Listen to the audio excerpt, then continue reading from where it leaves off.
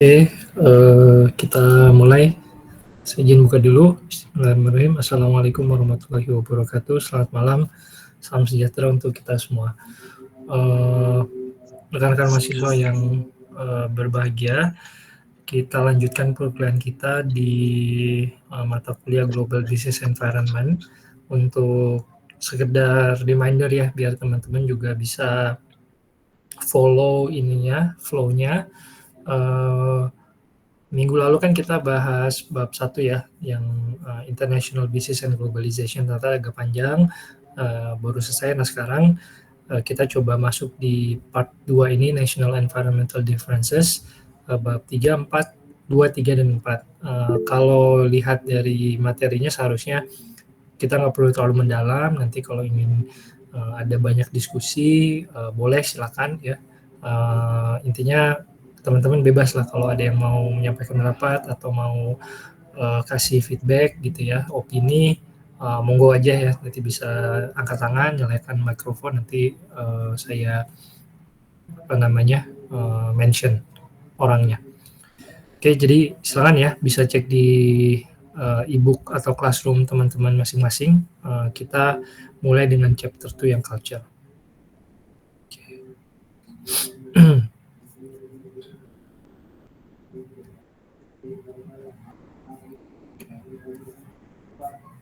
Oke, nah ini saya sudah ganti screen, mudah-mudahan kelihatan jelas. Sebentar.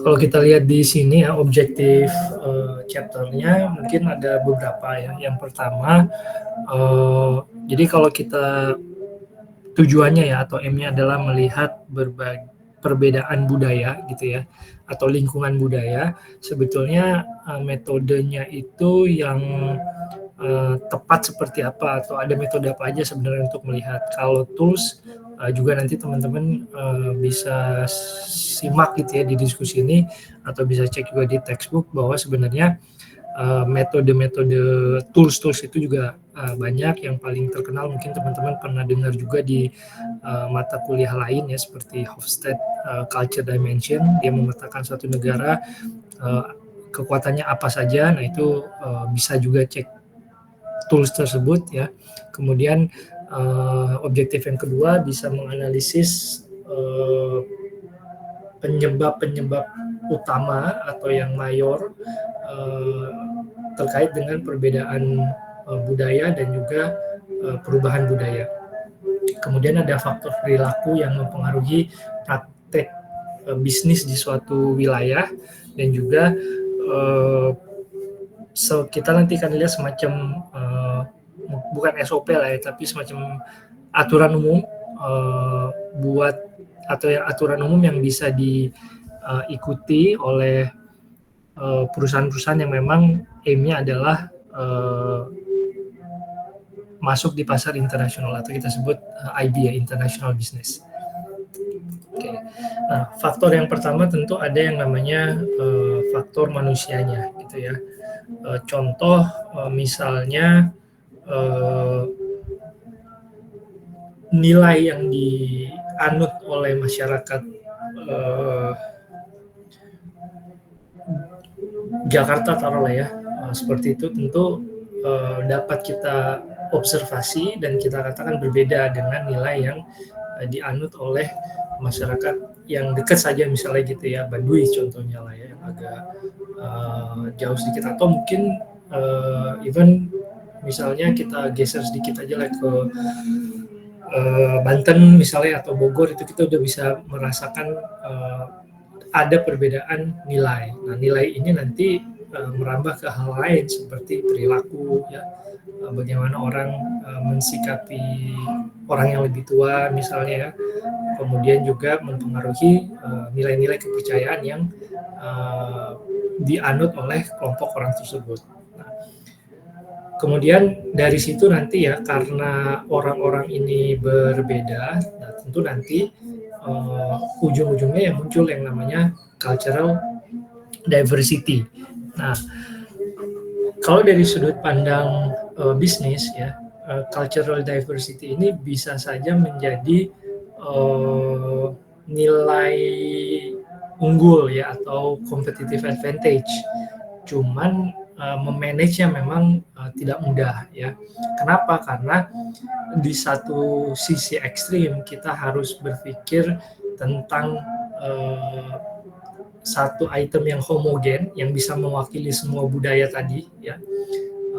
Di sisi lain kita juga tetap harus mempertahankan keunikan dari komponen-komponen budaya tadi. Nah, teman-teman bisa merefleksikan itu ke misalnya bangsa kita sendiri ya, di mana kalau kita ngomongin budaya nasional, apa nih yang dianggap sebagai budaya nasional? Nah, di sisi lain, keunikan setiap daerah kan sangat-sangat banyak ya kalau kita ngomongin Indonesia. Nah, bayangkan ketika sebuah perusahaan atau organisasi internasional memutuskan untuk terjun di area yang seperti ini, berapa banyak adjustment yang harus dilakukan seandainya cultural diversity ini mau di-embrace dengan seluas-luasnya. Nah, ini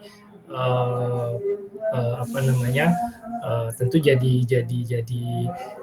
suatu yang challenging ya. Nah, di sisi lain bagaimana seandainya ada yang namanya culture clash gitu ya. Ini poin berikutnya, cultural collisions. Jadi perbedaan budaya antara satu wilayah dengan wilayah yang lain yang memang ekstrim gitu ya.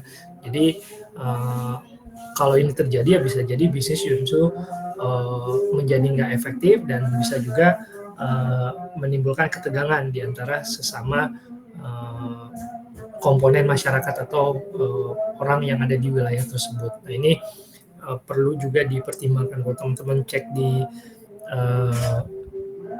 textbook itu ada beberapa contoh ya, di mana ada studi kasus ya, kalau teman-teman baca di sini itu terkait dengan membuka bisnis di Saudi Arabia. Nah, itu coba teman-teman analisis, misalkan ya, ambillah restoran seperti McDonald's gitu atau Starbucks yang harus buka di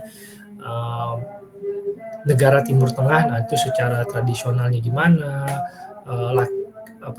role gendernya seperti apa di sana ya, kemudian seberapa dinamis budaya di sana. Nah, itu juga menjadi pertimbangan-pertimbangan yang mempengaruhi pengambilan keputusan manajemen dari suatu organisasi international business. Nah, tentu juga sensitivitas dan adjustment ini diperlukan supaya supaya nanti muncul misalnya kepekaan sosial ya terkait dengan budaya setempat. Oke, nah ini yang tadi saya sebut sebagai cultural awareness. Bagaimana sih membangunnya gitu ya?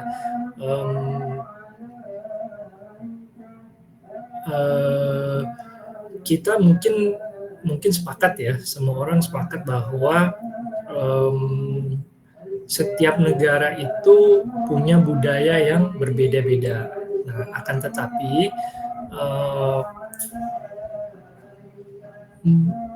perbedaan budayanya itu seperti apa dan kemudian seberapa penting sih perbedaan itu. Nah, tidak setiap negara bangsa menerimanya dengan timbangan yang sama gitu ya. Mungkin ada negara-negara yang justru misalnya lebih mengedepankan homogenitas ya, lebih mengembrace globalisasi seperti yang kita sudah diskusikan minggu lalu, sehingga nilai-nilai lokal itu menjadi hambatan justru untuk kemajuan negara tersebut. Atau sebaliknya, justru dengan langkah menjaga keunikan negaranya, di situ dianggap bahwa nilai-nilai kebangsaannya, kemudian competitive advantage yang bisa terjaga.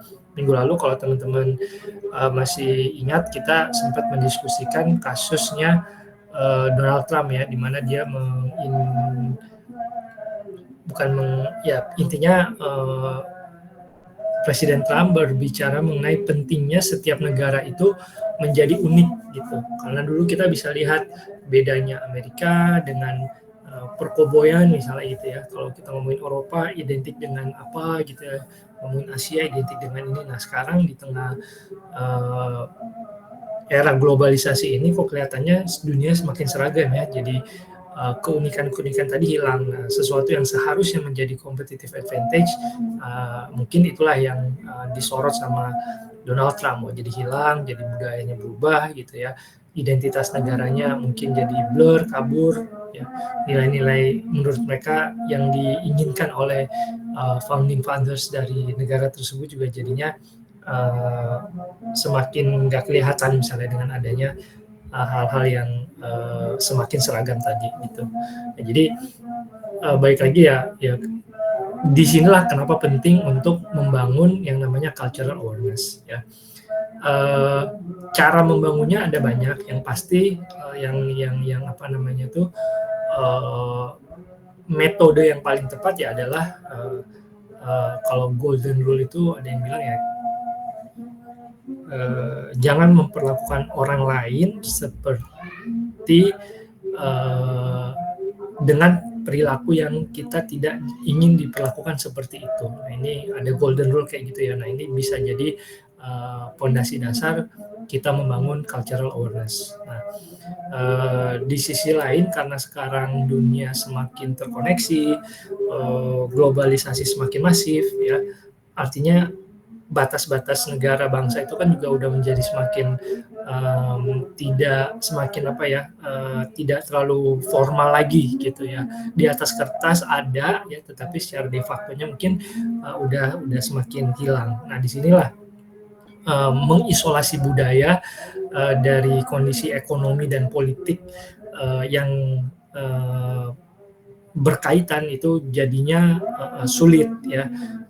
Ya ambil contoh sekarang lah ya, TikTok misalnya, aplikasi seperti TikTok mungkin ini adalah budaya binge watching yang dibawa dengan sendirinya ketika ada aplikasi-aplikasi seperti TikTok. Nah, sekarang kita mau mengisolasi itu ya dari kondisi politik ekonomi kita. Ya, kejadian seperti kemarin ya waktu demonstrasi itu kan sulit juga orang tadi ya kita bisa bilang yang terjadi justru ada semacam protes gitu, kemudian benturan budaya juga ya, benturan at least di sini antara pemerintah yang mungkin ini mungkin bukan keputusan budaya ya, lebih kepada keputusan politik dan pertimbangan pertahanan keamanan. Nah, tapi kita bisa lihat di situ ya, ketika TikTok ini sudah semakin membudaya ya, menjadi bagian yang tidak terpisahkan dari kehidupan masyarakat banyak, khususnya di perkotaan atau daerah-daerah yang sudah terkoneksi dengan internet, memangkas atau menghentikan ya laju arus informasi lewat TikTok ini justru merugikan citra pemerintah itu sendiri, baik di mata lokal ataupun di mata internasional. Walaupun ya to certain extent kita bisa apologetic juga mengatakan bahwa ya memang bagaimana lagi pemerintah kalau nggak mengendalikan informasi bisa terjadi kerusuhan yang lebih luas misalnya ya. Jadi ya kembali lagi ya poinnya bahwa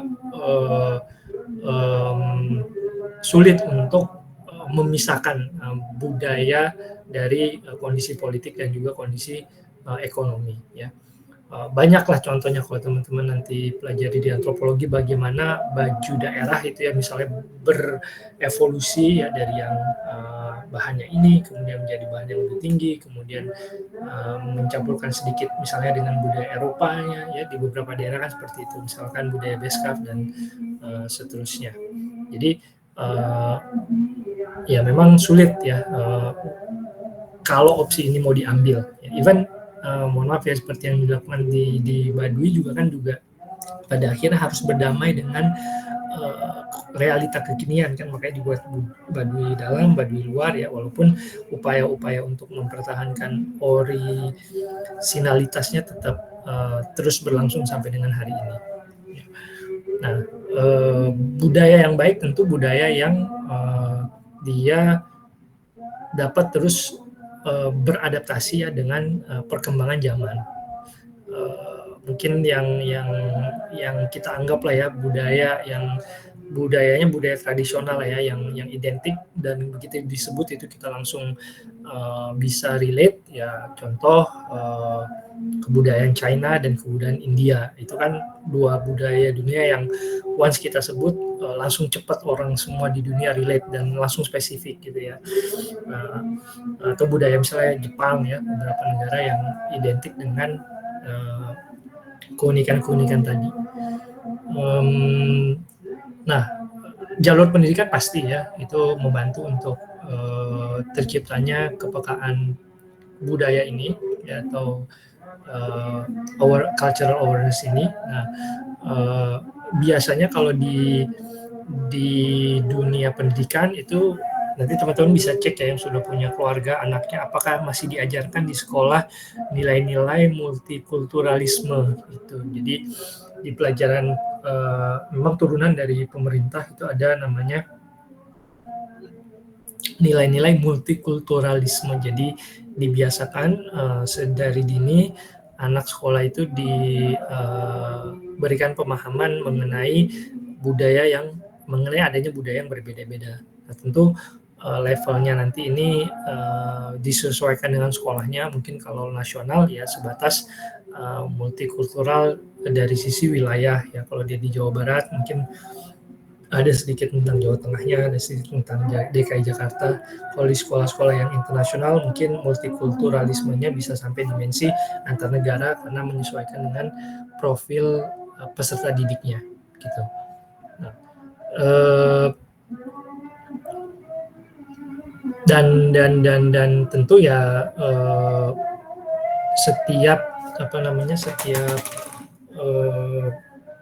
studi budaya yang akan dilakukan ya, misalnya kita mau bikin market research gitu untuk perusahaan yang baru akan beroperasi di suatu wilayah tertentu. Nah, ini tetap pasti akan ada yang namanya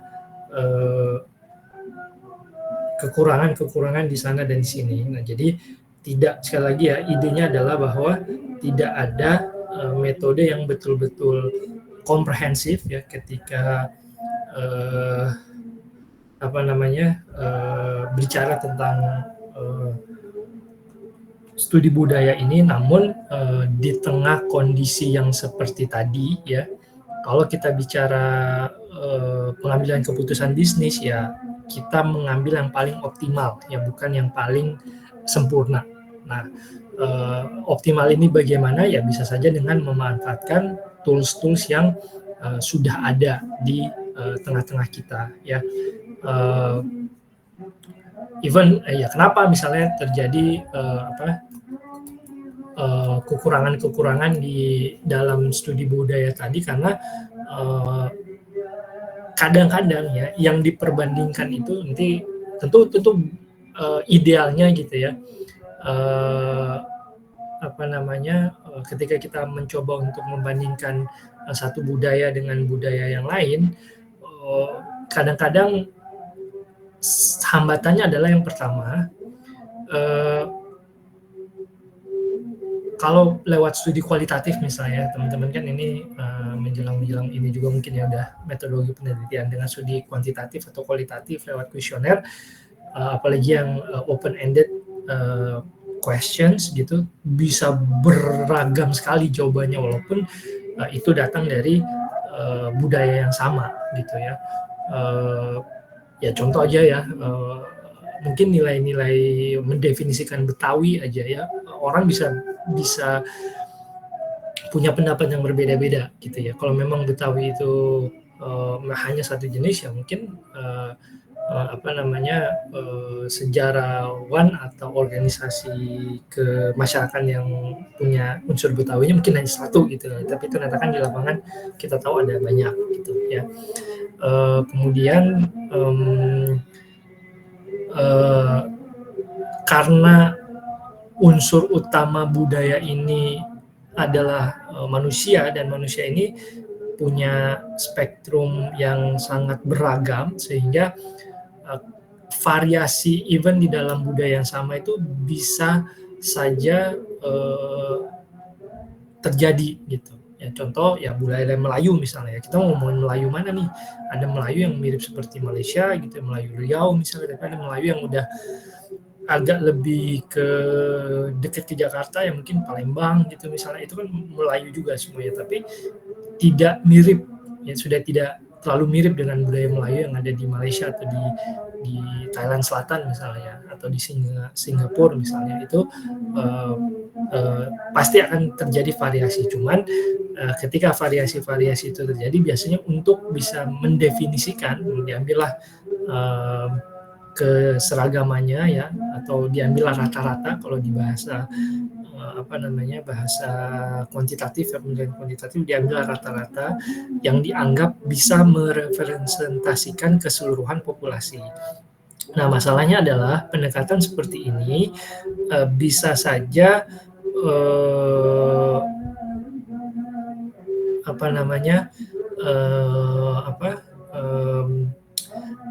bias ya to certain extent. Nah, ini kelemahan penelitian kuantitatif, nanti mungkin bisa di mata kuliah statistik kali ya, dengan siapa yang ngajar biasanya Pak Erwin ya, mungkin lebih dalam teman-teman nanti bisa gali di situ. Tapi di ilustrasi misalnya ya, biar ada bayangan, umumnya misalnya kita anggap ya, umumnya masyarakat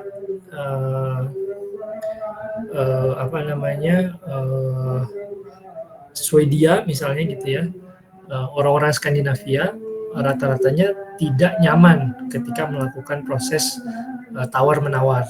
Nah, tetapi ketika saya ada di IKEA misalnya gitu, terus ada pembeli, orangnya orang Swedia, tuh ada tuh di TikTok beli Swedia.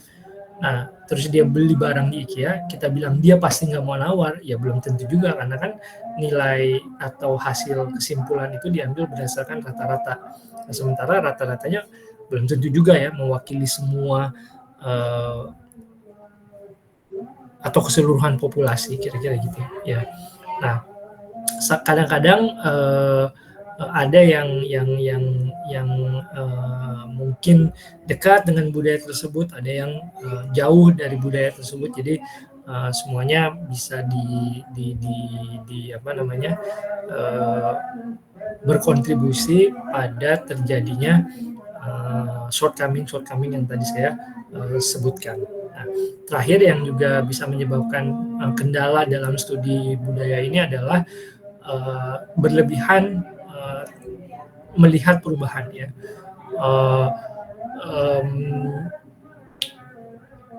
Contoh banget ya, itu studi kasus yang teman-teman baca di buku Daniels, itu kan menceritakan tentang Arab Saudi.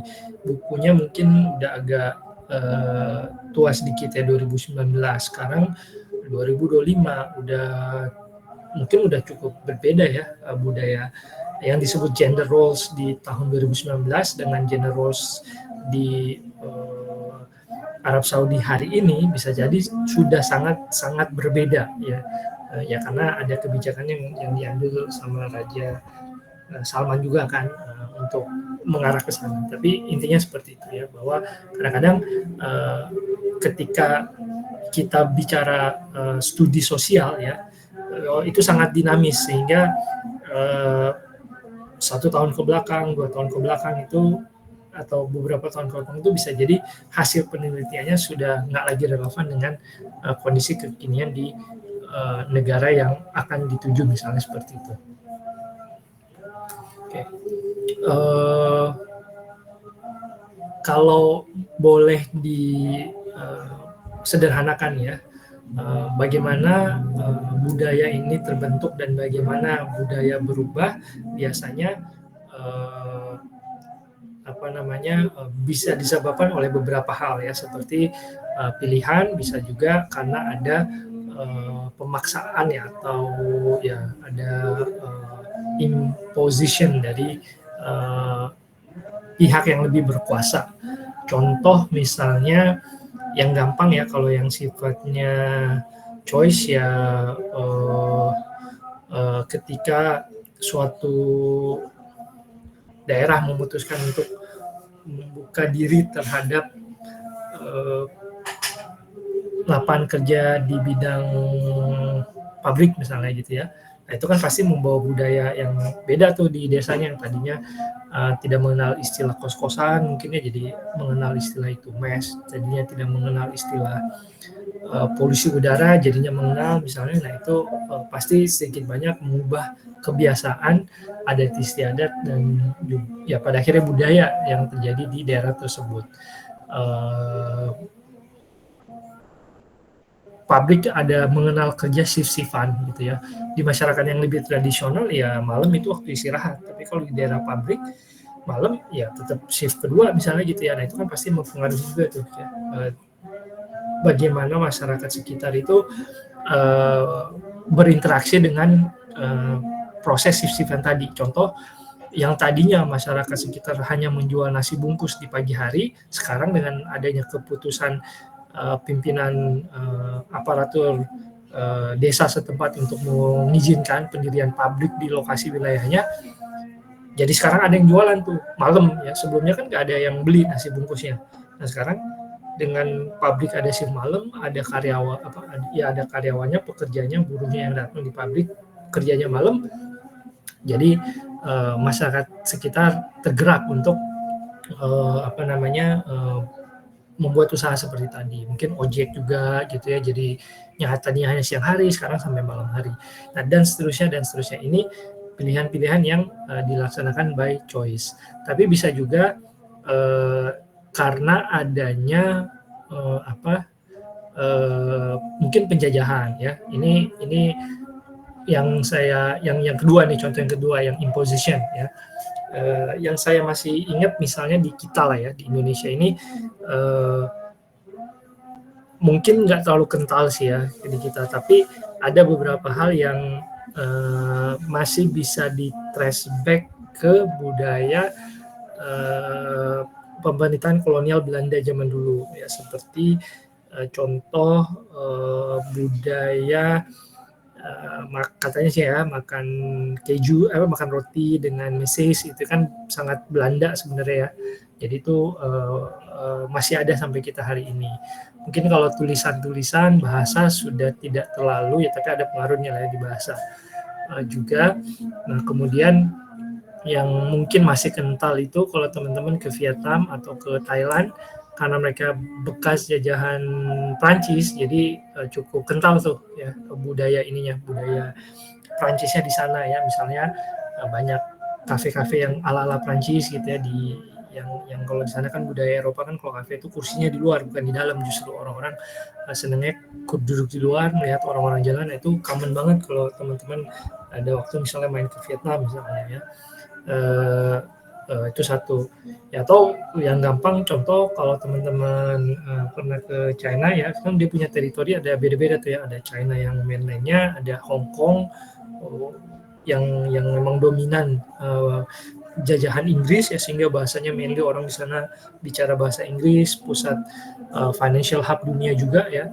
Di sisi lain kita punya Macau yang bekas jajahan Portugis. Nah, itu kalau kita jalan dari mainland China ke Hong Kong itu bahasanya udah beda tuh ya.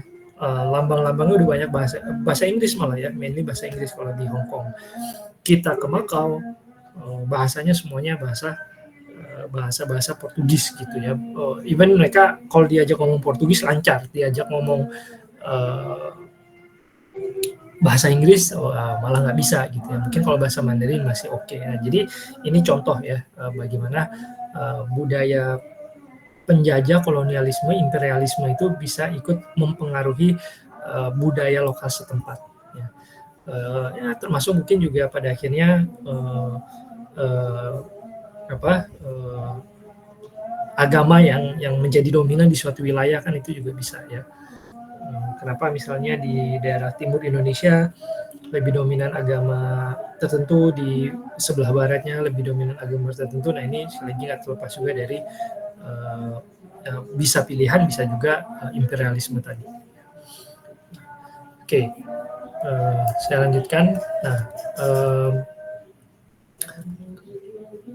ya pasti ya ini sebenarnya untuk melihat peran bahasa ya. Kalau ngomongin bahasa, perannya apa sih gitu ya. Bahasa kalau dalam kaitannya dengan budaya, dia bisa dibilang sesuatu yang mendifusikan, menggabungkan budaya yang beragam tadi, dan bisa juga menjadi stabilizer sekaligus ya. Contoh kayak di Indonesia kan kita punya banyak etnis ya, banyak suku bangsa. Nah itu budayanya macam-macam. Nah kemudian belakangan kita punya satu bahasa persatuan, bahasa Indonesia misalnya. Nah itu di situ ya bisa jadi stabilizer ya. Jadi bahasanya juga mungkin ada beberapa kosakata yang mewakili seluruh atau mayoritas etnis yang ada di Indonesia. Pada saat yang sama juga ya tadi menstabilkan perbedaan tadi, sehingga perbedaan suku-suku tadi bisa tetap dijembatani dengan satu bahasa. Nah, sekali lagi ini bahasa persatuan ini ditentukan oleh ya kondisi wilayah juga gitu ya. Misalkan kalau dikatakan apa bahasa pemersatu dunia atau bahasa internasional saat ini, jawabannya mudah sekali ya, bahasa Inggris. Kenapa bahasa Inggris bisa jadi bahasa internasional? Ya karena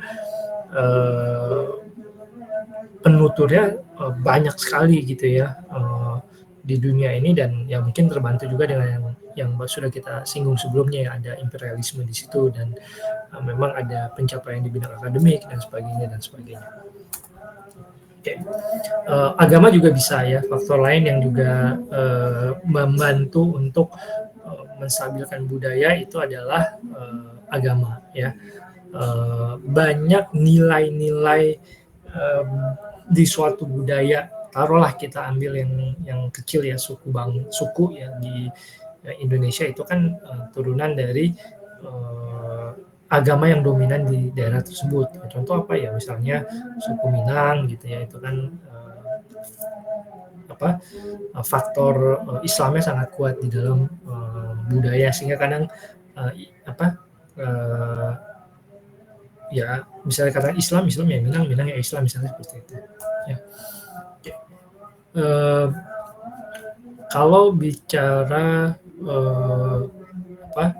nanti kalau kita bicara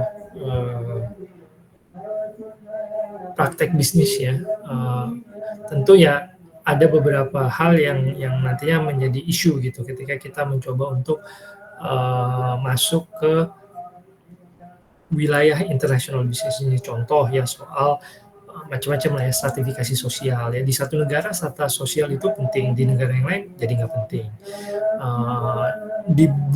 Di perusahaan tertentu materialisme itu bisa jadi nilai yang biasa-biasa saja, normal-normal saja, tapi di negara yang lain yang mungkin nilai keilahiannya lebih tinggi, ya materialisme menjadi sesuatu yang aneh atau mungkin sesuatu yang dianggap mencederai budaya-budaya setempat. Ini teman-teman bisa rasakan ya kalau suatu saat misalnya kerja di multinational company, rasanya begini ya. Kalau yang multinational company yang dari lebih mengedepankan nilai-nilai barat misalnya seperti ini rasanya, yang Timur Tengah seperti ini, tapi kalau BUMN kayak begini nilainya, nah itu pasti akan terlihat gitu. Nah ini pasti mempengaruhi motivasi kerja gitu ya. Oke. Ini macam-macam. Nah termasuk juga hierarki kebutuhan pekerja itu akhirnya bisa jadi berbeda-beda ya. Orang di negara yang religius dengan orang di negara yang tidak terlalu religius itu puncak puncak kebutuhannya yang kita sebut sebagai aktualisasi diri itu bisa berbeda nilainya ya. Orang mengaktualisasikan diri dengan semakin dekat kepada Tuhan, semakin banyak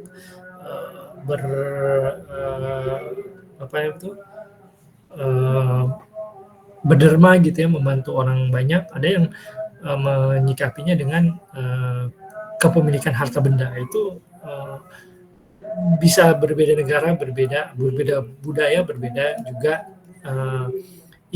aplikasi dari aktualisasi diri tadi ya.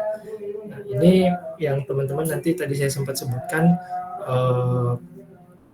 Hofstede ya, cultural differences, ya toolsnya nanti teman-teman bisa cek aja di internet. Seperti halnya individu punya pertimbangan ketika dia berinteraksi membangun hubungan dengan individu yang lain, antara lain misalnya kesamaan nilai contohnya gitu ya. Nah, suatu bangsa, suatu kumpulan orang, ya itu juga bisa punya preferensi tersendiri ketika mereka berinteraksi dengan kelompok manusia yang lain, atau dengan suku yang lain, atau dengan bangsa yang lain. Ya, beberapa hal yang kita bisa pertimbangkan seperti power distance, sejauh mana misalnya hubungan antara atasan dengan bawahan, ya superior dengan subordinate di suatu negara itu seperti apa. Kalau power distance-nya itu jauh seperti Indonesia, ya jabatan itu berbanding lurus dengan tingkat penghormatan terhadap orang tersebut. Tapi kalau di beberapa negara mungkin power distance kecil, jadi ya title itu tidak berbanding lurus dengan penghormatan yang diterima misalnya, ya. Termasuk juga pendekatannya lebih individualisme kah atau lebih kolektivisme, ini juga berbeda. Mungkin kalau organisasi yang lebih mengedepankan individualisme, ya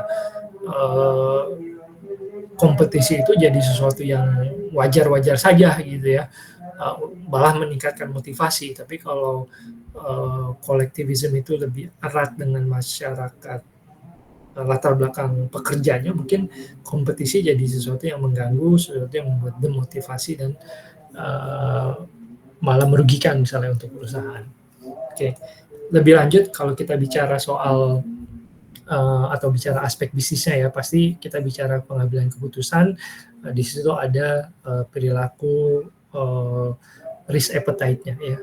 Sejauh mana perusahaan atau karyawan itu mau mengambil risiko, ya. Ini juga penting untuk dipertimbangkan. Ya ada yang senang untuk ya artinya tidak peduli dengan ketidakpastian, pokoknya berani aja, ya, uncertainty itu di grabs. Tapi banyak juga yang menghindar dari mencoba menghindar dari ketidakpastian, ya. Terus budaya trust, budaya orientasi terhadap masa depan, yang disebut masa depan ini apa, berbeda-beda, ya.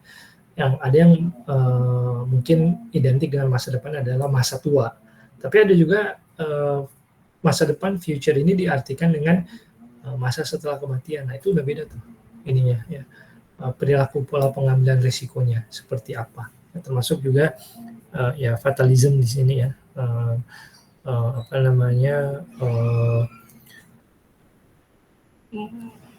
Bagaimana kita melihat hubungan antara sebab akibat antara pekerjaan dengan reward yang dihasilkan, misalnya gitu, ya. Oke. Nah, lebih lanjut juga sama, ya pasti proses yang juga tidak kalah penting di dalam bisnis kan adalah bagaimana karyawan atau bagaimana organisasi itu memproses informasi dan memproses pekerjaan, ya.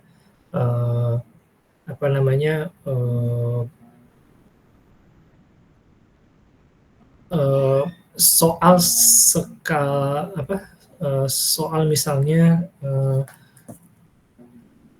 contoh, ya, prioritas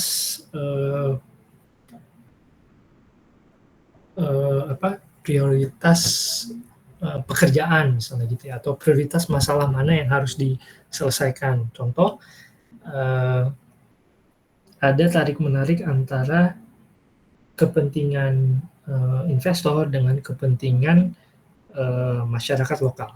Nah, ini bisa kan terjadi di situ bagaimana organisasi atau international bisnis itu bersikap, pasti akan banyak dipengaruhi oleh persepsi umumnya itu seperti apa di situ, ya. Apalagi misalnya kalau ya contoh kemarin, ya mohon maaf disebut mereknya, karena kan udah dicabut juga anyway dari program proyek strategis nasional, ya, PSN tuh kemarin yang kasusnya PIK 2 kan udah dicabut, ya. Tadi saya baca beritanya udah dicabut dari nggak masuk lagi proyek strategis nasional. Tapi itu contoh, ya, bagaimana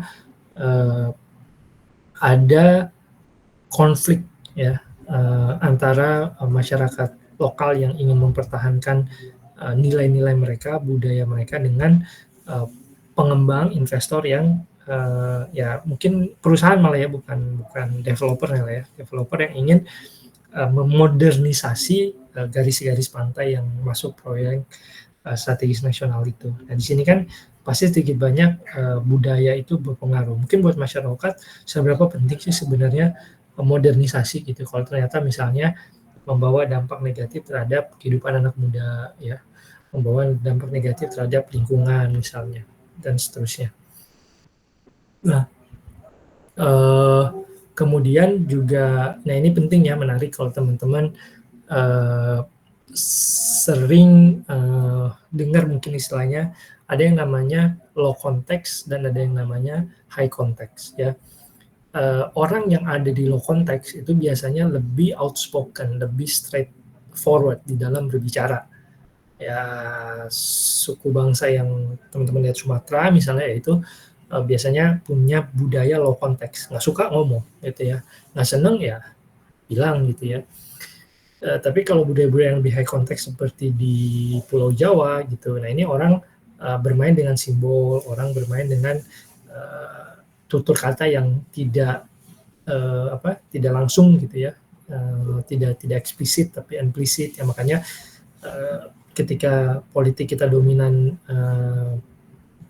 didominasi oleh pemimpin-pemimpin dengan latar belakang budaya Jawa kan, banyak simbol-simbol yang dimainkan, banyak bahasa-bahasa yang disamarkan dan sebagainya, tapi orang mencoba untuk menerjemahkan. Nah ini lah yang kita sebut sebagai high context. Nah tentu orang yang latar belakangnya biasa low context bertemu dengan yang terbiasa high context, bisa terjadi itu yang tadi kita sebutkan di awal ya, cultural collisions, bisa sampai pada salah mengerti, salah memahami, padahal mungkin atasannya yang low context ini sudah mencoba atasan low context itu menurut dia ya itu bahasa biasa dia pakai gitu ya, seperti misalnya orang Sumatera kebetulan kepala divisinya, nah bawahnya ini orang yang memang lemah lembut gitu ya, wah dianggapnya udah marah banget, padahal secara intonasi mungkin biasa-biasa saja. Sebaliknya ketika atasannya orang yang high context, bawahannya ini kurang tingkat kecerdasannya atau tingkat social cultural awareness-nya gitu ya, wah masih santai, masih nggak marah, padahal bahasa yang dipakai itu udah sangat-sangat bahasanya itu udah sangat-sangat misalnya kalau SP itu udah SP3 lah misalnya gitu ya, tapi bahasanya lembut ya, sehingga bawahannya menganggap masih biasa-biasa aja. Nah itu contoh bagaimana informasi itu diproses bisa jadi berbeda oleh orang-orang dengan latar belakang low context dan orang-orang dengan latar belakang high context. Nah ini penting ya, karena mereka informasi itu diproses ya pasti akan sedikit banyak dipengaruhi oleh hal-hal tadi ya. Nah kemudian ya ini biasa lah ya, komunikasi pasti pada akhirnya kalau kita bicara komunikasi antar budaya, ada yang tertulis ya, bahasa yang tutur bahasanya seperti apa, kemudian bahasa yang tertulisnya seperti apa. Ada juga bahasa-bahasa yang tidak bahasakan ya, seperti bahasa asosiasi warna ya, jarak ketika berbicara, tentang ketepatan waktu dan tentang jam gitu ya. Kalau misalnya kan ada tuh pernah tren TikTok yang kalau orang yang dari timur datang ke Jawa, kuliah di Jawa, sering kan teman-teman janjian habis maghrib gitu ya, atau habis isya gitu, habis zuhur. Nah sementara kan mereka datang dengan latar belakang yang nggak ngerti, yang nggak tahu sebenarnya habis isya tuh kapan, habis maghrib tuh kapan misalnya gitu ya. Nah, ini contoh persepsi tentang waktu. Tapi buat orang-orang yang udah lama hidup di Jakarta, kalau disebut habis subuh ya udah pada ngerti semua ya, regardless agamanya apa misalnya gitu. Bahasa tubuh, gestur ya, kemudian prestise juga mempengaruhi proses komunikasi. Sehingga ketika kita ingin mengambil keputusan-keputusan yang strategik ya terkait dengan ini, ya banyak hal yang harus dipertimbangkan seperti sistem nilai, kalau memang harus diimpos perubahan itu untung ruginya kayak gimana ya, arus utama pendapat masyarakat itu seperti apa, timingnya gimana, dan seterusnya. Oke, nah mungkin itu yang sedikit mungkin tentang terkait dengan kalau kita harus mengadjust ya budaya terkait dengan dengan masyarakat yang ada di lokasi yang dituju ya, kita sebutnya hosting country. Ya harus dilihat misalnya juga kesiapan masyarakat setempatnya seperti apa, sejauh mana perbedaan budaya itu terjadi antara budaya bisnis di tempat aslinya dengan di market yang akan dituju ya. Kemudian juga ajak culture shock itu harus diatur juga gimana. Kemarin kita sempat dengar banyak clash gitu ya antara pekerja lokal dengan pekerja yang imigran yang dari dataran China ya, banyak kan di perusahaan-perusahaan yang di luar daerah yang mempekerjakan pekerja dari China kan banyak juga kita sempat dengar ada clash dengan pekerja-pekerja lokal ya. Tadi ya pasti awalnya karena perbedaan misalnya budaya, mungkin ada gestur-gestur yang dianggap tidak sopan misalnya gitu ya. Nah, ini oke ya, jadi mungkin itu ya tentang budaya. Silakan nanti teman-teman kalau ada hal lebih lanjut yang ingin dibahas kita bisa bahas kemudian. Sekarang saya lanjut dulu. Nah, sebentar ya. Nah, yang kedua ini adalah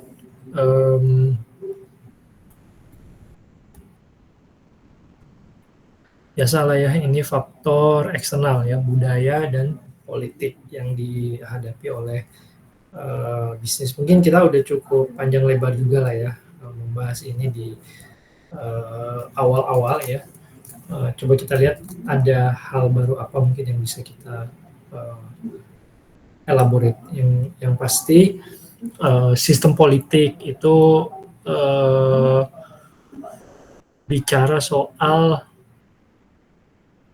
distribusi dan proses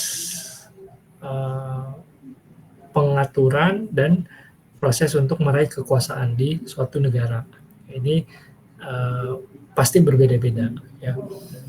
Kemudian sistem politik saat ini trennya bagaimana ya, jadi walaupun budayanya misalnya sistem politiknya founding father-nya bilang seperti ini, tapi tetap ada tuh tren-tren yang biasanya seragam tuh di banyak negara, apalagi di era sekarang ya. Misalnya politik identitas ya, itu kan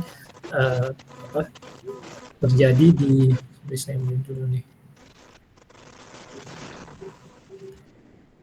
Politik identitas kan waktu itu terjadinya bukan hanya di ya mungkin kita duluan yang merasakan, habis itu merembet ke negara-negara lain yang padahal sama-sama menganut sistem demokratis. Nah, tren-tren kayak gini nih yang dimaksud dengan poin yang kedua. Dan kemudian ada risiko politik ya pastinya. Ini saya skip aja untuk chapter objektifnya, kita coba langsung ke item-item pentingnya. Kalau definisi sistem politik ya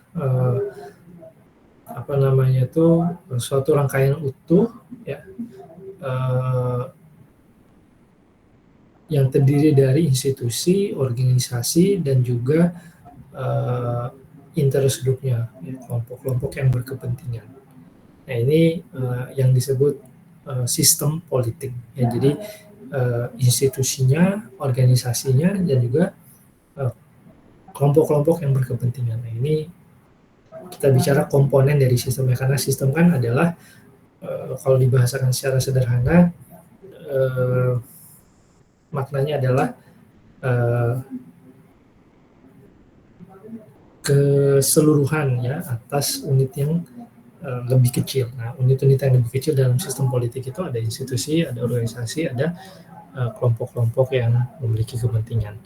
Kemudian hubungan antar institusi itu juga masuk ke dalam sistem itu sendiri, ya, norma politik, hukum yang mengatur ya fungsi-fungsinya juga tercakup di dalam situ. Ya, nanti teman-teman bisa kembangkan sendiri lah ya definisi politiknya. Nah, ini sama juga ya, ketika tadi kita bicara individualisme dan kolektivisme ini dari perspektif budaya, nah sekarang kita bicara dari perspektif politik, artinya perspektif yang berkaitan dengan kekuasaan ya. Kalau tadi kan individualisme dan kolektivisme terkait dengan pemenuhan nilai ya.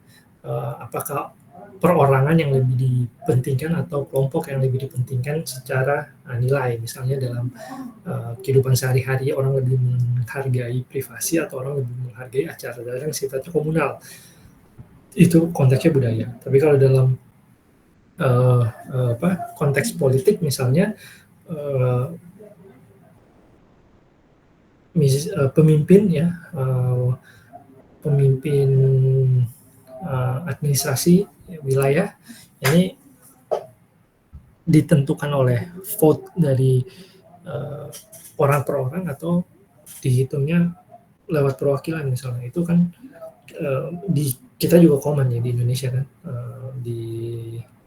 misalnya di daerah Papua kan juga di beberapa desa diwakili oleh kepala adatnya untuk proses pengambilan suara ya. Kita juga pernah secara komunal punya sistem politik seperti itu, keterwakilannya di mana presiden dipilih oleh perwakilan DPR ya.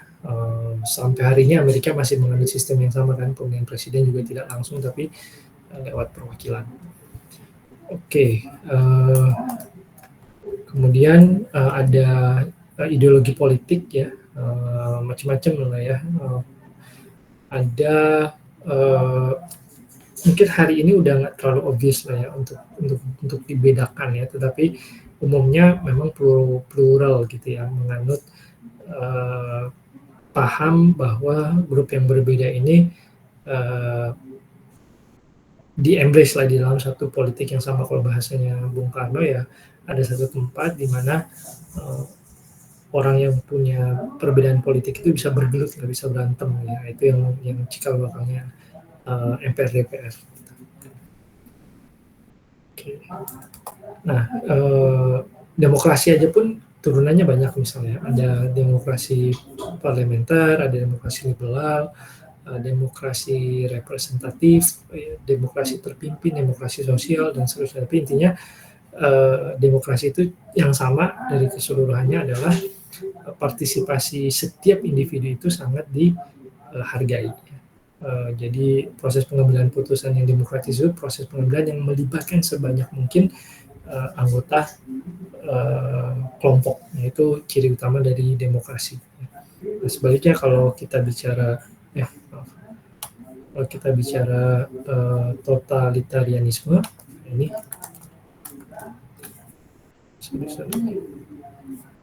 kalau totalitarianisme ya di sisi ekstrimnya demokrasi tadi ya, keterlibatan individu itu dibatasi ya sedemikian rupa karena dianggap misalnya punya dampak atau ya nilai manusia itu tidak setara lah ya, tidak sama, sehingga nggak boleh semua orang itu dipukul rata bisa ikut dalam pemilihan misalnya gitu ya. Nah ini totalitarianisme bentuknya macam-macam, ada otoritarian, fasisme gitu ya, ada fasisme, ada sekuler, ada teokratik juga bisa ya.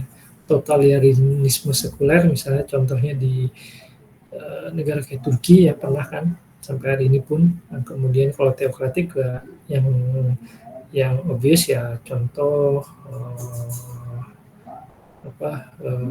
Iran misalnya, Arab Saudi ya, itu negara-negara yang teokratik dan totalitarianisme.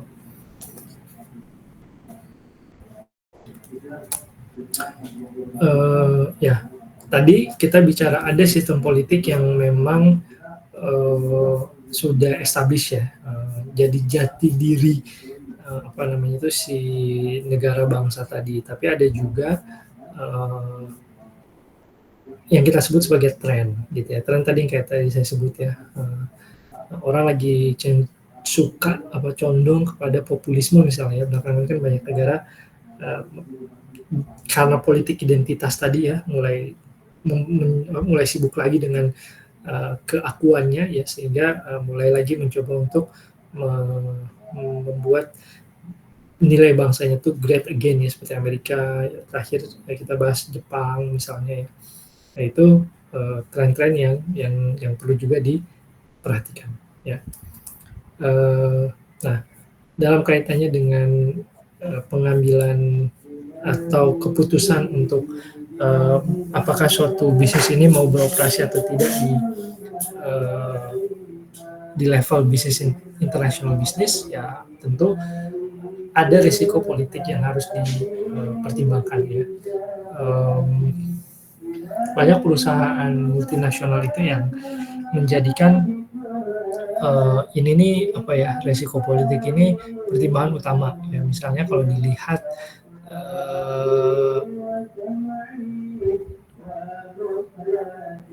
politisi-politisinya itu terlalu dominan ya di dalam proses pengambilan keputusan, artinya terlalu banyak lobby misalnya, terlalu banyak bagi-bagi kekuasaan.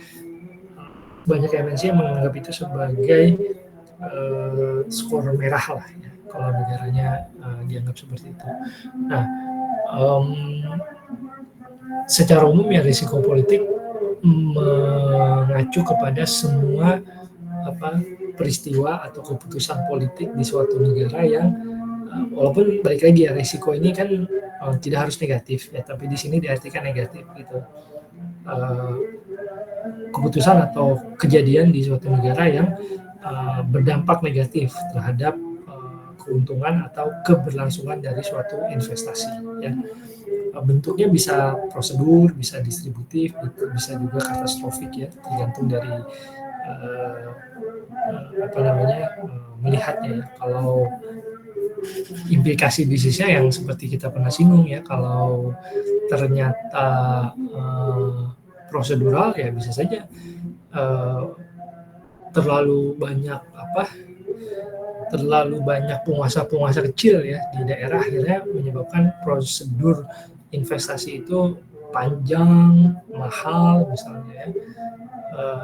Kalau dia katastrofik ya mungkin ada kejadian politik yang kayak kemarin ya di Nepal tuh misalnya kemarin ya, sampai rusuhnya jauh lebih hebat dari Indonesia. Nah mungkin itu sifatnya katastrofik tuh kalau ada bisnis internasional memutuskan untuk buka di sana mungkin, atau baru buka misalnya, baru mau buka misalnya, itu harus berpikir masak-masak ya sebelum mengambil keputusan buka di negara yang berkonflik misalnya.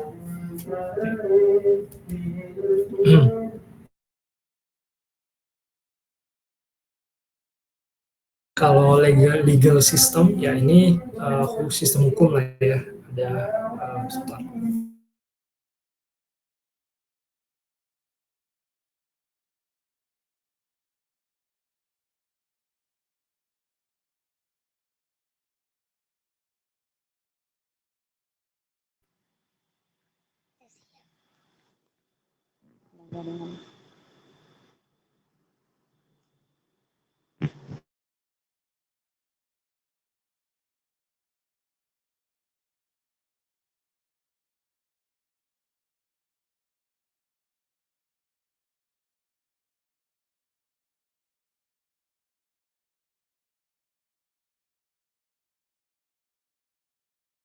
Lanjutkan. Nah ini ada sistem hukum ya. Kalau tadi sistem politik, sekarang sistem hukum. Kita apa sih, common law kah atau civil law? Mungkin teman-teman di sini yang punya latar belakang hukum juga pasti bisa lah share ya. Kita mungkin ya awalnya civil law, tapi seiring perkembangan zaman kita juga menganut paham yang common law juga di Indonesia ya. Kalau civil law ini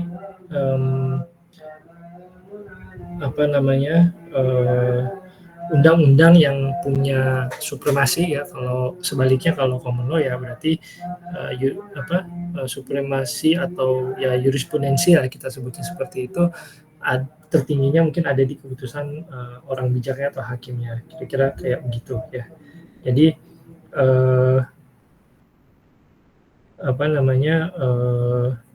teman-teman bisa teman-teman bisa cek lagi lah ya. Nah, intinya tadi ya, mungkin kalau di sistem hukum kita ya sudah lebih banyak ke mix kalau sekarang ini. Oke. Nah, tadi ya tren juga sama ya. Kalau di kita misalnya apa yang terakhir ramai itu Indonesia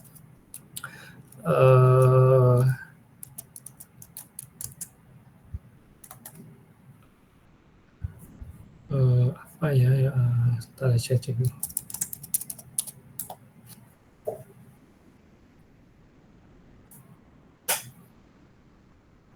Nah, misalnya yang terakhir ramai itu ya RUU KUHP kan sempat ramai kan karena kita mau menggantikan yang lama yang warisan dianggap warisan kolonial misalnya gitu ya, mau diganti dengan yang lebih kekinian. Nah, itu bisa juga kita sebut sebagai tren gitu ya. Kemudian sistem hukum ini secara umum bisa dikelompokkan menjadi tren yang lebih mengedepankan stabilitas gitu ya, atau yang mengedepankan misalnya legacy ya dari si bangsa tersebut. Ya banyak lah contohnya, pengejauhan tahannya nanti ada banyak ya. Misalnya apa ya yang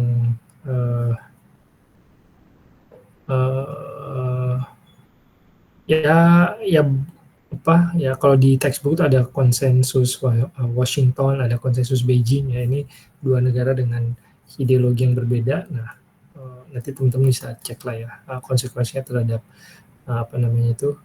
sistem hukum seperti apa. Nah, yang lebih berkuasa siapa ya, ini juga sama ya, negara-negara yang berkonflik biasanya kan kelompok atau orang yang lebih berkuasa ya, bukan sistem hukum belum jadi panglima.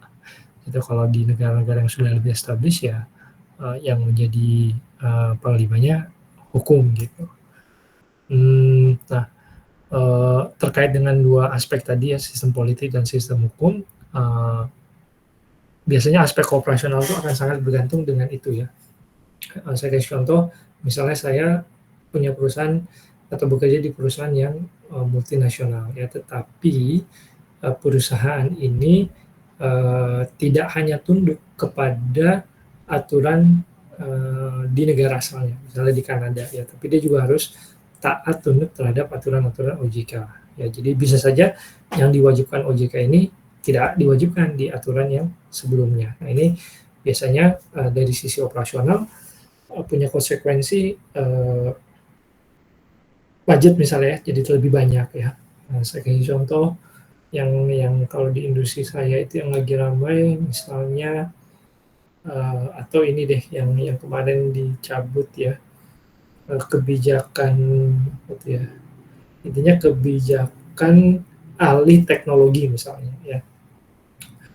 Kewajiban dari negara, nanti teman-teman kalau ingat boleh ya, saya udah di ujung lidah cuman saya lupa istilahnya, tapi sempat kan ada kewajiban gitu ya bahwa investasi asing itu harus menggunakan seberapa persennya itu material lokal misalnya, sehingga kalau ada perusahaan asing misalnya dia mau pakai barang elektronik, nah barang elektroniknya harus produksi Indonesia misalnya. Nah sempat ya, tapi habis itu kan dicabut juga tuh aturannya. Nah itu contohnya. Pasti dari sisi operasional akan jadi bahan pertimbangan gitu. Dan sebagainya ya. Tentang kontrak ya, tentang pemecatan, tentang akuisisi tenaga kerja lokal ya. Kemudian juga termasuk penutupan bisnis. Kalau kita udah bicara bisnis internasional nih agak kompleks jadinya ya. Memulainya kompleks, menutupnya pun tidak kalah kompleks gitu. Ya dari sisi operasional nih pasti sangat banyak komponen yang harus dipertimbangkan. secara strategis mempertimbangkan aspek tadi ya, politik dan aspek legal ya, baik risiko ataupun peluang yang ditawarkan. Misalnya yang harus dipertimbangkan apa ya, keamanan produk, liabilitasnya juga ya, perilaku pasarnya bagaimana ya, asal-muasal produknya seperti apa, kan yang sudah kita singgung ya, misalnya saya sempat sebut soal high scope minggu lalu yang mungkin hangat ya, perselisihan merek dagang gitu ya, itu juga perlu diperhatikan, itu masuk dalam isu-isu strategis ya. Jurisdiksinya sejauh mana ya, arbitrasenya kalau terjadi perselisihan misalnya ya, ini juga hal-hal yang harus dipertimbangkan oleh international business ya, yang memutuskan untuk berkiprah di level internasional. Ini tadi yang sempat saya singgung juga soal intellectual property ya. Ya kalau buat banyak perusahaan ya pasti aset lah ya, si intellectual property ini kan aset. Ya gimana menjamin bahwa produknya itu tidak dimodifikasi, tidak ditiru ya, nanti kliennya diambil misalnya ketika perusahaannya dilarang beroperasi, disuruh tutup, tapi kemudian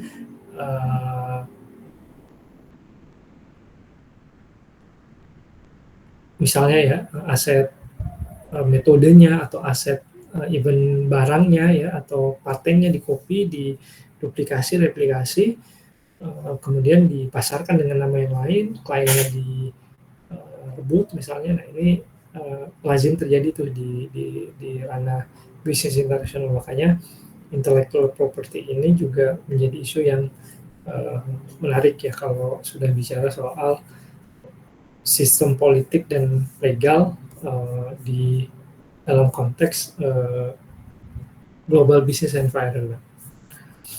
Okay. Nanti teman-teman bisa cek juga ya lebih dalamnya ya di textbook kita ya, implikasi hal-hal yang saya sebutkan ini terhadap pengambilan keputusan seorang manajer itu lebih dalamnya seperti apa gitu. Okay.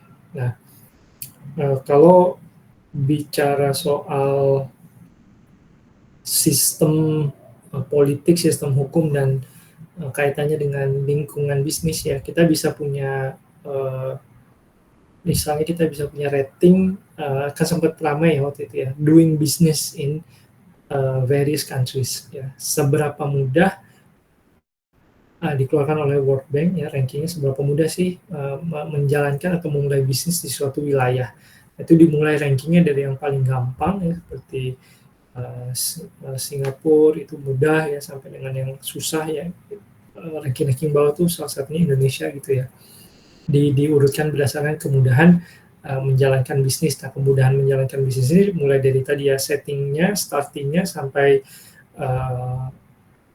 izinnya, kemudian proses rekrutmennya, pemecatannya, kemudian mendapatkan kredit usaha dan sebagainya, itu semua masuk ke dalam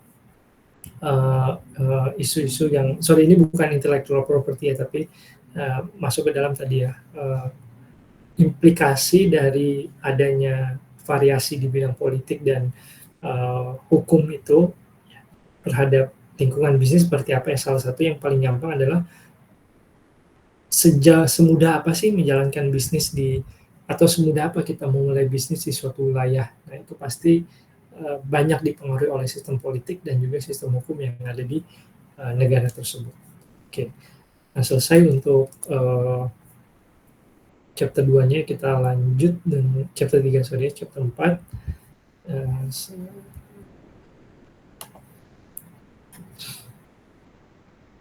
Chapter 4-nya terakhir ya buat malam ini.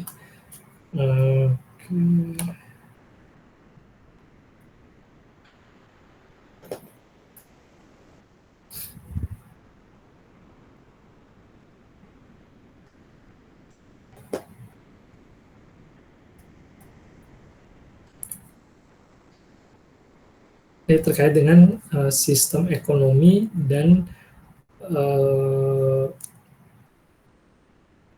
metode pasarnya seperti apa. Intinya lingkungan ekonomi lah ya. Kalau tadi kan bicara legal sudah, bicara politiknya juga sudah gitu ya. Budayanya juga sudah, dan yang terakhir ini tentang sistem ekonominya. Ini juga sama ya, sebagian besarnya mungkin teman-teman udah belajar juga di mata kuliah yang lain, ya kita coba rewind aja ya, review aja. Oke, intinya kalau seberapa penting sih lingkungan ekonomi, ya pasti jawabannya penting banget ya. Kayak misalnya lingkungan ekonomi di suatu negara dia internasional atau enggak aja udah berpengaruh tuh ya. Dia mengembrace globalisasi atau enggak juga berpengaruh. Misalnya kalau kita bicara international economic kan berarti kita bicara globalisasi. Kalau globalisasi ada apa sih itu? Ada prinsip ada kompleksitas gitu ya, hubungan antar sistem yang berbeda dan sangat-sangat dinamis ya. Kemudian keterkaitan ya antar satu negara dengan satu ekonomi dengan sistem ekonomi yang lain ya. Jadi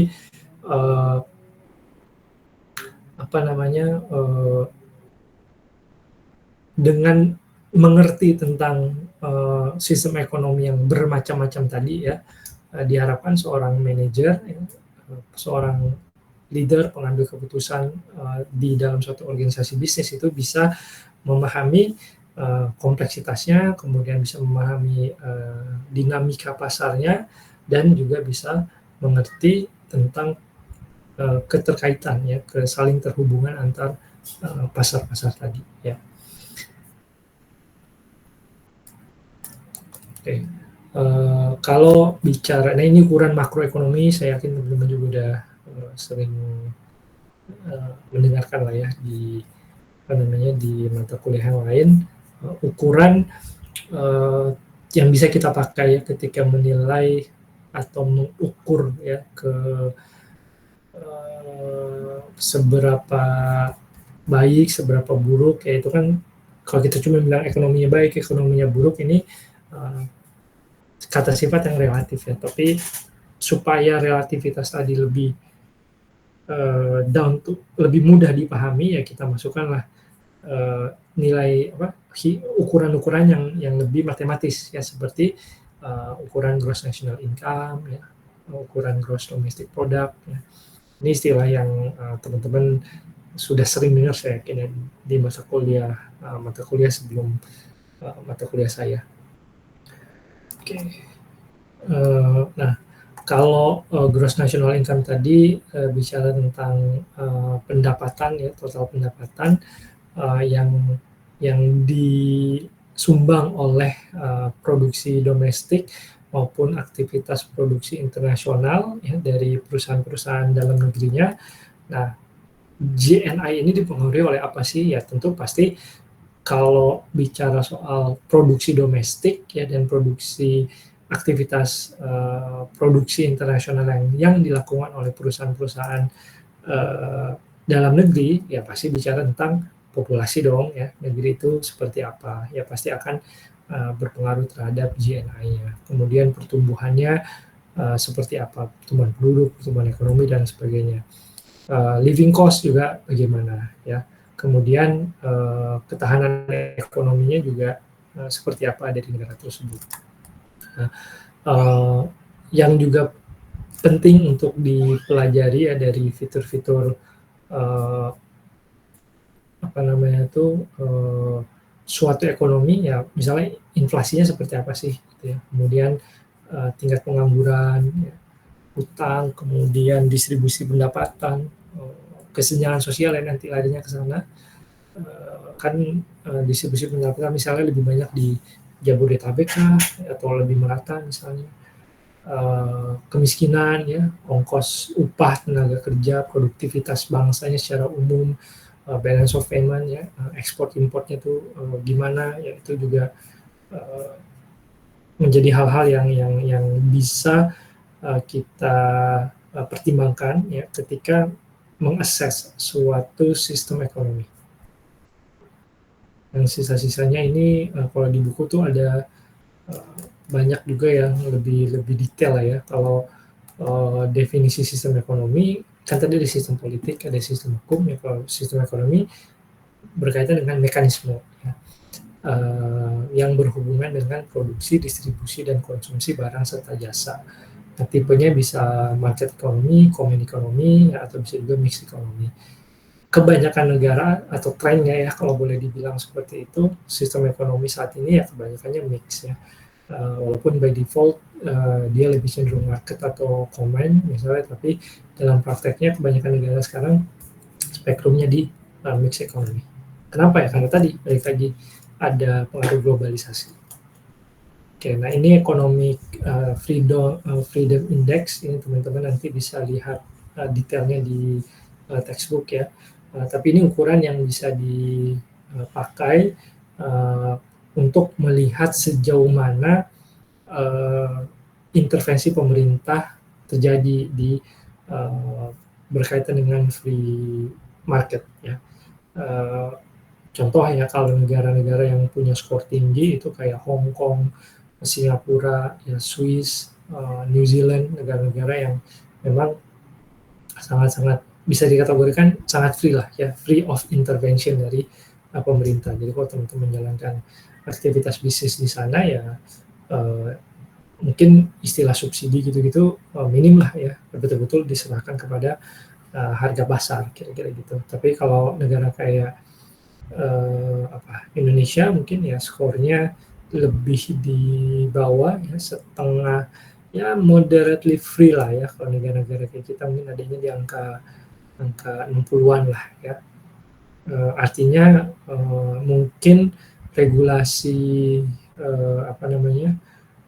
regulasi ketenaga kerjaannya contoh agak rigid ya, walaupun kita sempat longgar juga ya dengan undang-undang yang kemarin sempat ramai juga ya, yang keren yang dianggap merugikan tenaga kerja lah ya, buruh ya. Kemudian tetap ada intervensi pemerintah ya, dalam terkait dengan interaksi ekonomi ya. Contoh negara kita kan subsidi tetap ada gitu ya. Subsidi kan berarti diharapkan ya harga lebih murah, masyarakat bisa meningkatkan daya beli masyarakat, tapi di saat yang sama produsen tidak dirugikan gitu ya. Pemerintah membayari sebagiannya. Nah, itu ya subsidi atau ciri khas negara-negara yang ada di spektrum moderat seperti itu. Oke, biasanya negara-negara yang tingkat economic freedom index-nya tinggi punya pertumbuhan ekonomi yang juga paling tinggi setiap tahunnya dibandingkan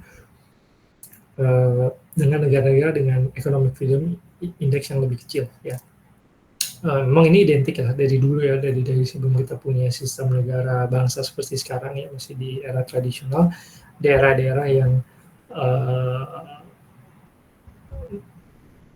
pasar gitu ya, yang didominasi oleh aktivitas ekonomi itu memang biasanya lebih maju dan lebih kaya dibandingkan daerah-daerah yang dominan misalnya budaya agama misalnya atau budaya pertanian misalnya.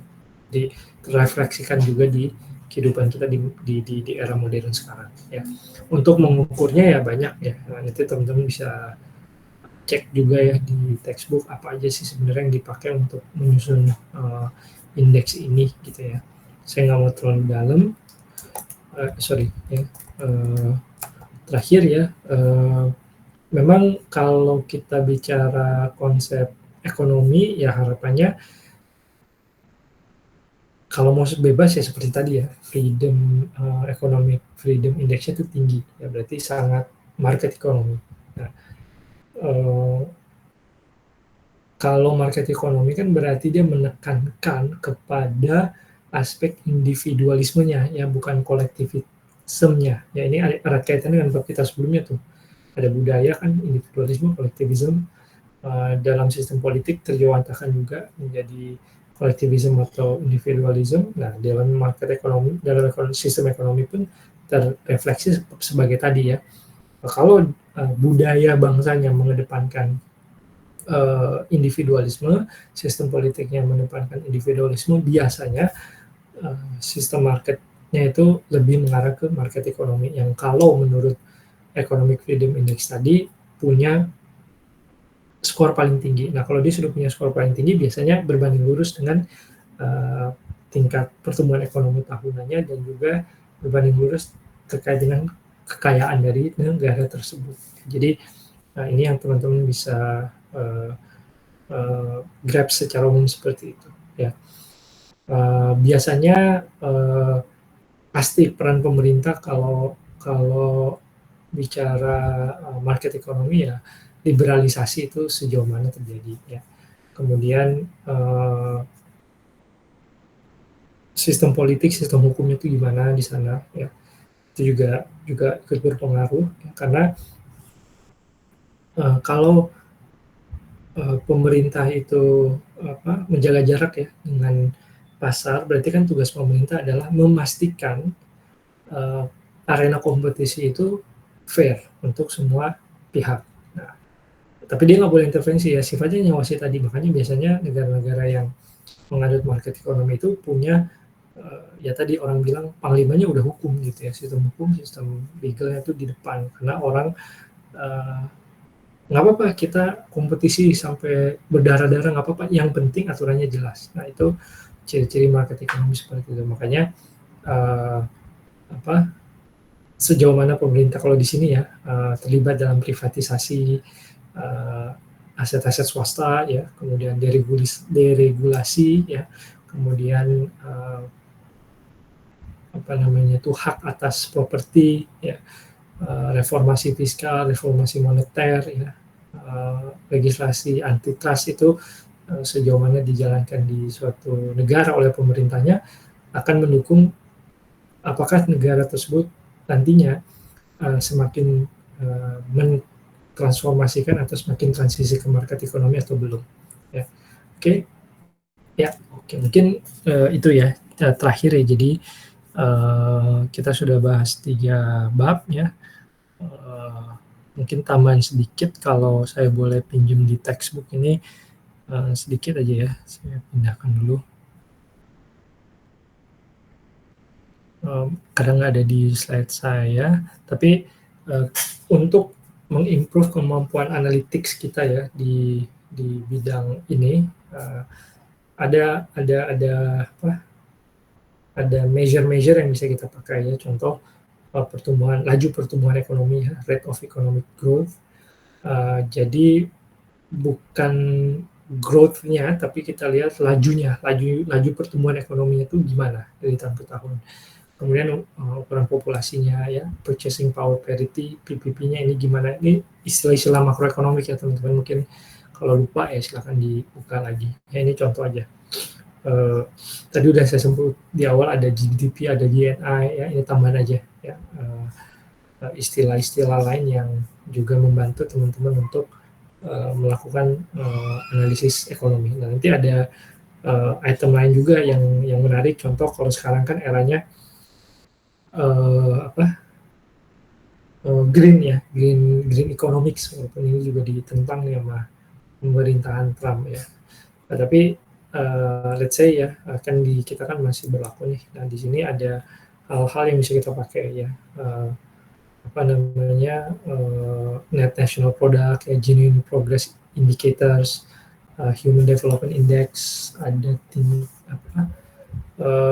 kemarin itu ada karbon ya. Kita sempat juga kan meratifikasi aturan-aturan terkait itu, dan ini ada Your Better Life Index, Gross National Wellness Index, ini juga hal yang penting ya. Sekarang kan orang udah nggak lagi mikirkan hanya masalah cuan, uang ya, tapi kesejahteraan sosial, wellness juga mulai diperhatikan ya saya pikir di banyak lingkungan kerja. Oke, jadi itu sedikit mungkin tambahannya. Berarti next-nya kita kan masuk ke part 4 ya, Global Monetary Environment. Nah ini lebih detail, nanti mungkin ada sedikit lebih teknikal lah ya istilah-istilah, karena kita bicara soal lingkungan moneternya. Corporate policy strategy ini balik lagi ke aspek-aspek yang sifatnya kualitatif ya, proses pengambilan keputusan, dan yang terakhir aspek operasionalnya ya. Bagaimana marketingnya, bagaimana supply chain-nya, accounting dan financial management-nya, human resource-nya. Again, kita tidak sampai pada tahap menghitung ya, tapi at least kita punya sense high level ketika kita beroperasi di level internasional tuh konsekuensinya apa. Misalnya dari sistem pencatatan keuangan, ya kayak tadi lah saya bilang dari sistem legal aja kan berarti ada dua nih. Kita harus ikut negara asalnya, kita juga harus ikut aturan di hosting country-nya. Kalau hosting country-nya mewajibkan ini ya kita harus comply. Tapi kalau ada perusahaan asingnya keputusan headquarter-nya bilang begini, regionalnya bilang begini, ya pada saat yang sama ikut. Berarti kan ada 3 aturan yang harus diikuti dan ditanam harus dikomplai oleh si perusahaan tadi ya. Berarti secara operasional bisa jadi lebih kompleks lagi. Oke. Itu saja ya teman-teman untuk hari ini yang bisa saya sampaikan. Kita masih punya berapa menit ya sebelum, karena tadi agak tepat waktu jadi bisa lebih banyak dapatnya.